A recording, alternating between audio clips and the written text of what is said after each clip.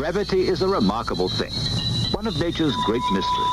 Nobody knows what it is, but everybody knows what it does. Muddy water left standing cleans itself, not by magic, but just by gravity. Solids sink to the bottom, leaving clear water on top. A simple matter of separation. Let's look at it this way. The blue globules represent the lightweight component, that is the water. And the grey ones, the heavy component, the solids. Once all the solids are settled to the bottom, separation is complete. The water can then be collected by pouring it carefully over the rim, by decanting it. This simple process of gravity separation is what we technical people call batch settling. It has been used, and still is used, for a great many purposes in industry. Innumerable purposes. Let's examine things carefully for a moment. In gravity separation, there are two major factors. One is time, the other is gravity. The time required to complete this settling process depends in turn upon two factors. Firstly, the settling speed of the particles. Secondly, the distance these particles have to travel before they actually settle. It is by reducing this distance that the separation process can be speeded up. Very simple. Now then, in order to maintain the same volume, it is not enough to make the vessel shallower. We must also make it wider. With a little ingenuity, the system can be arranged for what we call continuous flow. In other words, the mixture is fed into the tank at one end, and the lightweight component is discharged at the other. The particles then move in two directions, vertically downwards because of the pull of gravity, and horizontally due to the flow of the current. Now then, if properly arranged, a continuous flow system of this type will result in all the solids settling at the bottom and the liquid being discharged over the edge of the rim. But the rate of feed can't be speeded up, because then some of the solids would never reach the bottom. They'd be carried over the rim and discharged along with the liquid instead, which would be defeating our purpose. How can we get round this difficulty? Simple. We can insert a shallow tray in the tank, which has the effect of reducing the settling distance and thus the time required for settling too. We can go a step further. We can insert several trays at short vertical intervals from one another. Result, an efficient method of speeding up the settling, which we call thin strata distribution.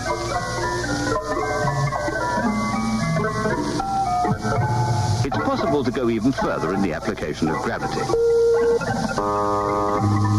Let's take the common case of trying to separate two immiscible liquids, oil and water, for instance. If the mixture is left in a simple batch settling tank, we shall soon find we have three layers. On the top, a clear layer, which we call the light phase.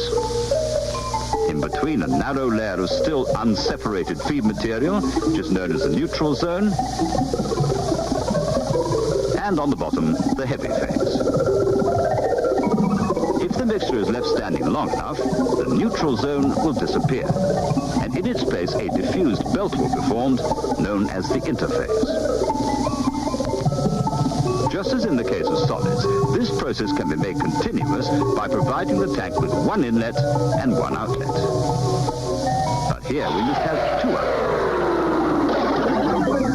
Then, in order to keep the system properly balanced and the level constant, some sort of counterpressure must be applied to the lower outlet. By applying pressure in this way, it means we can keep the neutral zone at the level we want, which is what we call the balanced column principle. What we have to do now is make the tank more practical at the outlets and the inlet. Let's have another look at it.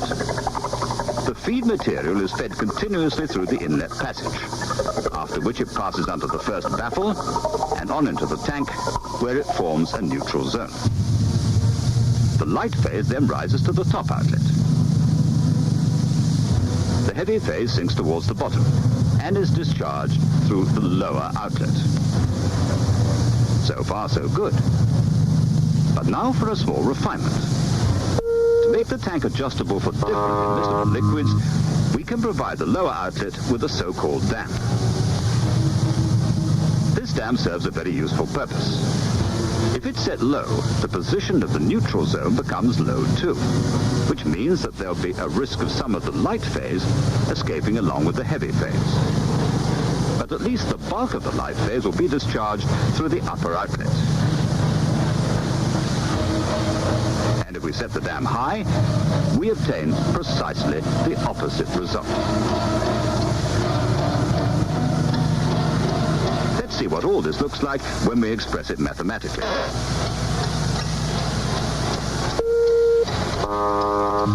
Let's call the settling velocity V,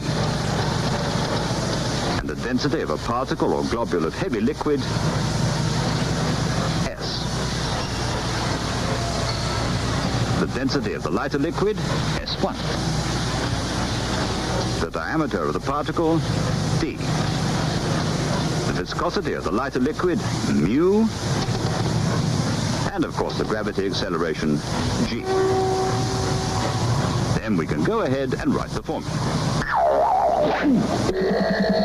Now this is all very well, but what can be done to speed up the settling process?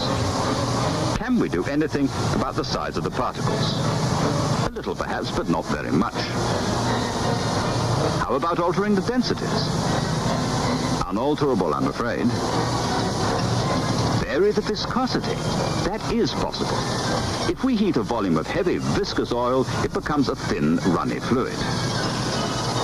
And what about this? Sorry, you can't change that.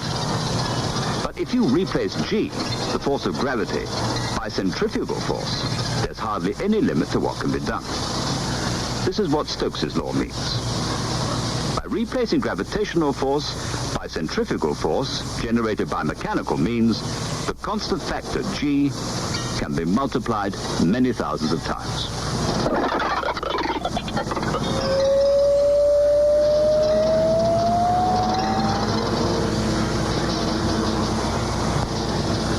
Suppose we take a balanced tank and rearrange the component parts so as to permit a rotation. There we are. Now then, faster and faster and faster, the centrifugal force becomes greater and greater. Now let's see what happens inside the rotor, the so-called bowl, during the separation process.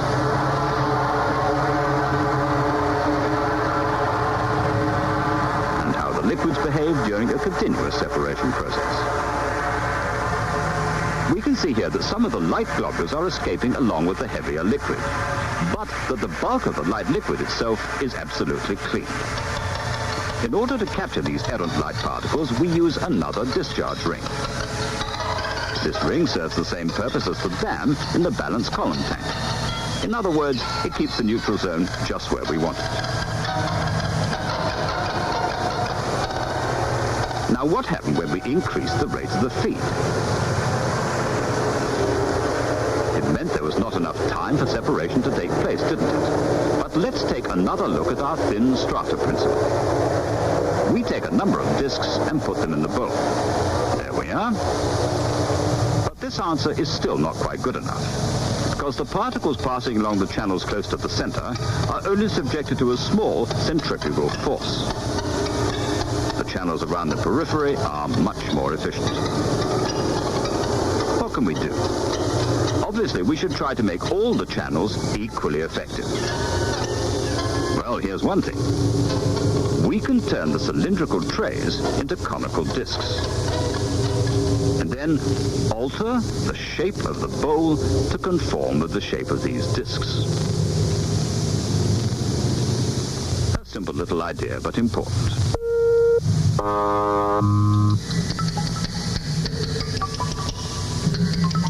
And what happens during the separation process when we use these conical discs?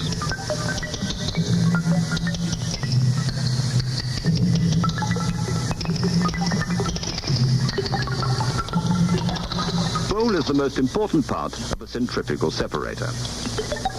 We put it on a spindle, provided with a drive unit, connect this drive unit to a motor, and put on a cover.